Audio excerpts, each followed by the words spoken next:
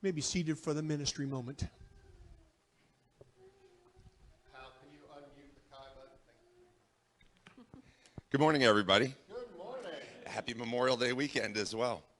And what a wonderful sermon. Thank you. It was inspirational. I had all kinds of notes that I had prepared to talk, and then he made me think of all different things to say. So I'm not sure how to weave the two together at this point. But I guess first I should introduce myself. My name's Mike Fagan.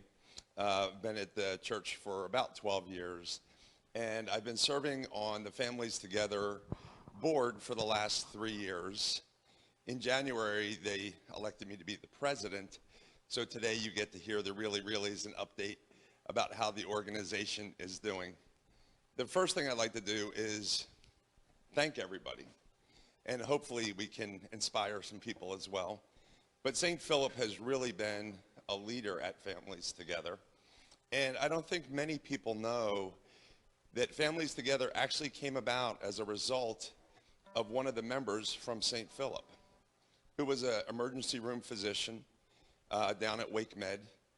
And 30 years ago, they had so many homeless people in the winter trying to get in from the cold that they actually couldn't take care of the people in the emergency room. And so they started out by renting some apartments to help the people in the emergency room so they could take care of the patients. And St. Philip has remained one of the founding churches, 7 local Lutheran churches, who have sponsored the organization for the last 30 years.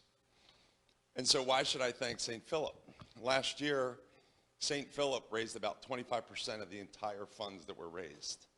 We had an exceptional year. There was an exceptionally large gift from one of our members, and the church kicked in, and we raised $126,000 last year.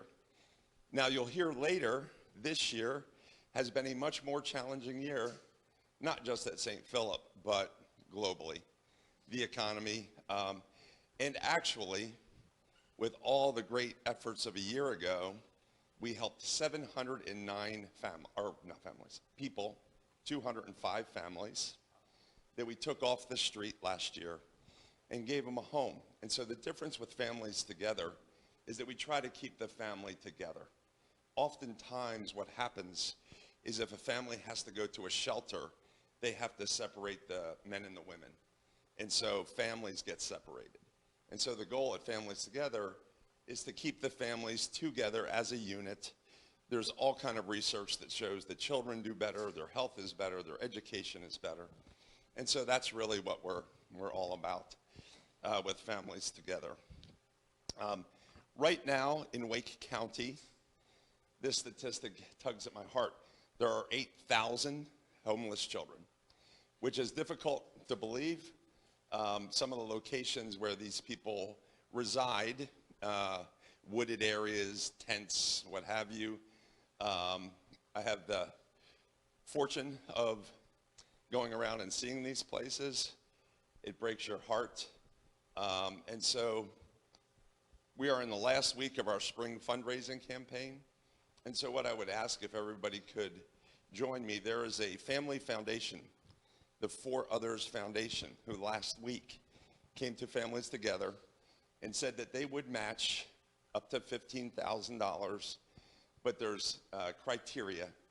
It has to be a first-time giver, so somebody who's never given before, or it has to be somebody who's already given, but more than they gave the prior year. So if last year somebody gave $50 and they gave $75, they would match $25 of it.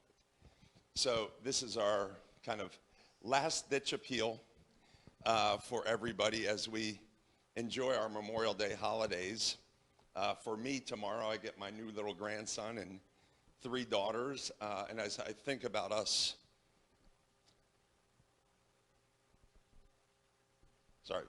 enjoying that time, and then I get to see personally the face of children. Last November, we had a board meeting at the headquarters down on New Bern Avenue, and a little boy ran in because he needed toilet paper. He had no shoes and socks. It's freezing cold. So for those of you that can, every donation, every dollar helps. And we certainly appreciate the love and support here at St. Philip. Thank you.